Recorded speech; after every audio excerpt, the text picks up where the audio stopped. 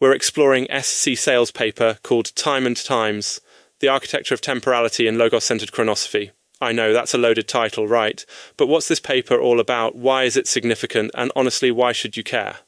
Alright, so I think the central question Sayles is digging into is this. What is time anyway? I mean, is it an endless loop? Is it a one-way arrow? Is it something we make up in our minds? Or is there some grand purpose behind it all? Like, why do we even care about where time comes from or where it's going? Sayles isn't just thinking out loud, he's pulling from all sorts of places, philosophy, theology, even modern physics. But the real focus is this. He argues that time isn't just a background thing, existing forever. Rather, time is a created thing, set within what he calls the informational D field, and I guess we can call that I delta F Sayles, places this whole architecture within a logos framework. Now, logos, if you're not familiar, means reason or word, and has some deep roots in Christian theology as referring to Christ.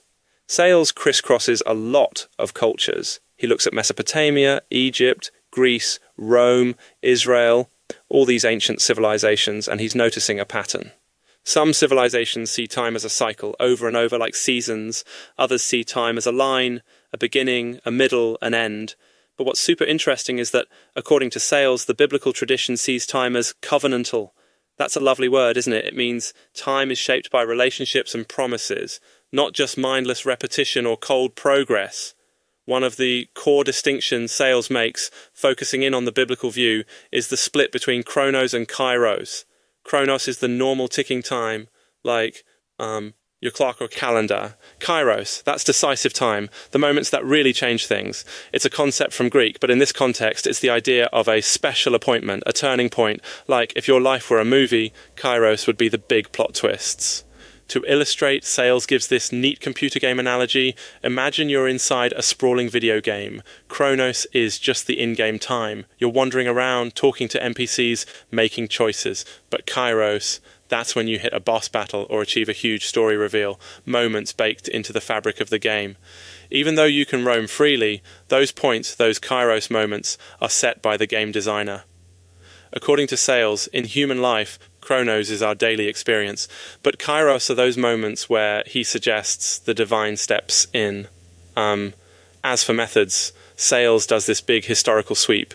He really goes through the ancient world and then pulls in thinkers like Augustine, Boethius, into the medieval period, up through the Reformation, and then modern science, Newton, Einstein, quantum physics. The goal seems to be, synthesizing, seeing if there's a way to tie linear and cyclical time, experience and purpose, eternity and change, together in one vision. And for Sayles, it all comes back to that logos-centered chronosophy, that time has structure, meaning, and direction, because it's, in his view, rooted in the logos. Remember, I'm not endorsing this, just sharing the ideas. Why does this matter for you? I suppose the big idea is, hey, maybe time isn't a meaningless loop or an unchangeable fate. Perhaps it's a framework where your choices matter, and where some bigger story is unfolding, maybe even one with ultimate hope or purpose.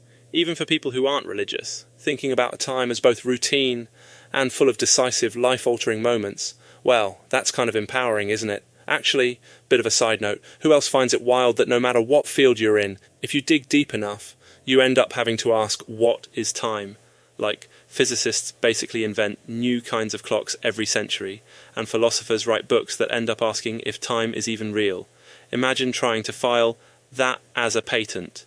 Anyway, wrapping up, Sayles' paper is a big attempt to give time structure and meaning, blending science, philosophy, and theology. He invites us to see time not just as something passing by, but as architecture, maybe even a kind of cosmic design,